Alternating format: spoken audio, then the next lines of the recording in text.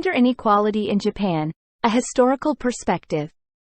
Roots of inequality. Japan's history of gender inequality has deep roots, with traditional cultural norms reinforcing the imbalance. Beginning of the 16th century, Confucian ideas became popular, as well as the ideas of a male-dominated social hierarchy. This ended Japan's time as a matriarchal society. Confucian teachings emphasized strict gender roles within a family unit. There remained an idea for a harmonious household that included separate tasks for women and men. Traditional gender roles. Around this time it was very common for women to change their last names and turn over any property to their husbands or families. Women could not own property and had lost much of their political rights due to Tokugawa law. There remained an idea for a harmonious household that included separate tasks for women and men. Contrary to belief, many women during this time were expected to be subservient, but not weak, as they were still expected to hold a strong position within the household and maintain family reputations. The feudal era. During the feudal era, which lasted from the 12th to the 19th centuries, society was largely hierarchical and patriarchal.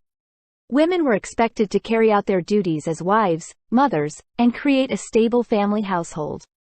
Among Japanese socioeconomic statuses there were levels. Among the highest tier remained samurai. Female samurai, Onna Bugeisha. While samurai were often idealized for their martial prowess and code of honor, their strict adherence to traditional gender roles perpetuated inequalities. Women were expected to embody the idea of bushido, or the way of the warrior, which emphasized loyalty and self-sacrifice. This often meant enduring hardship and oppression in silence, as speaking out against injustices was considered dishonorable.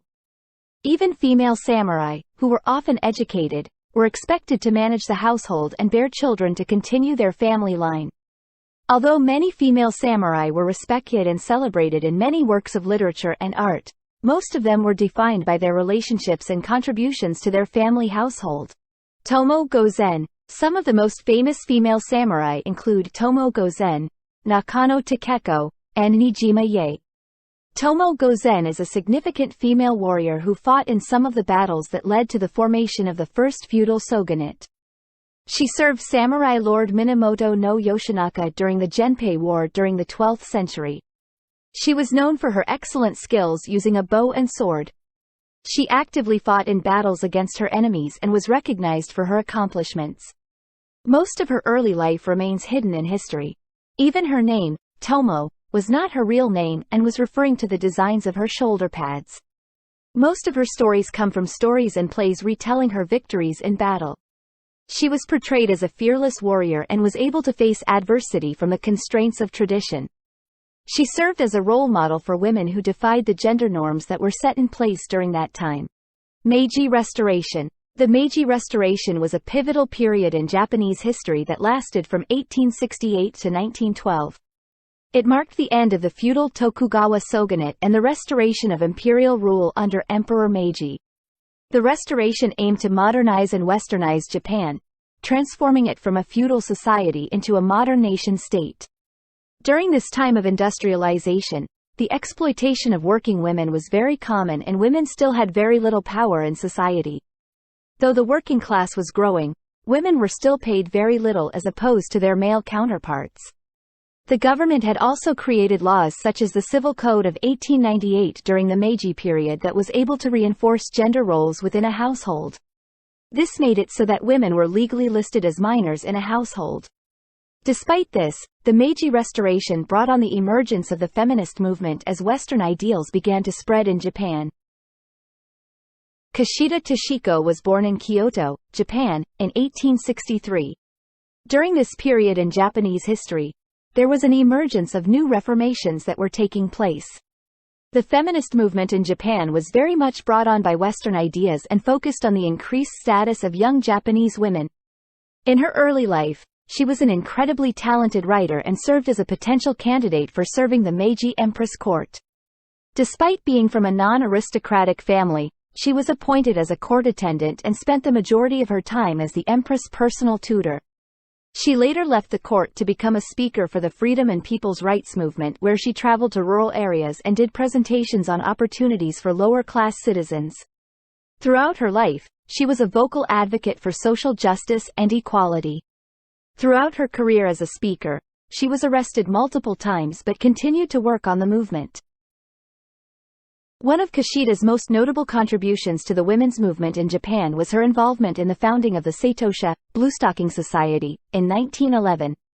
This organization was one of the first feminist groups in Japan dedicated to promoting women's education, suffrage, and social equality. This photo references the authors of a banned feminist movement magazine and Bluestocking Society. The Seitosha provided a platform for women to discuss and address issues such as gender discrimination, unequal access to education and employment, and the lack of legal rights for women. She made the Daughters in Boxes speech that criticized the problems that young women in Japan faced. By putting these boxes around these women, they were not given the ability to grow much due to their parents and the environment around them. She is celebrated today and marked as one of the exceptional female leaders in Japanese history.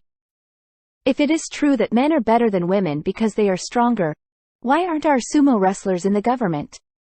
A quote by Toshiko Kishida. Modern Japan. Following the Second World War, the constitution adopted in 1947 granted equal rights for all citizens. This laid down the foundation for gender equality in Japan. The Civil Code of 1947 granted women every possible legal right. Women could own property, could inherit a family estate, could marry and divorce freely, and women could vote. Now Japan has seen a significant increase in women's labor force over the last few decades. Women are encouraged to work, and with the rise in more Western ideals, traditional household duties are often more split than they were previously. There is also an emergence of female representation in positions of power, but some aspects of exploitation are still prevalent in Japanese work culture involving women. Recently, the emergence of the Me Too movement brought to light various discussions of workplace harassment and gender-based violence in Japan. Although progress may be slow, Japan has shown improvements in seeking gender equality. Citations.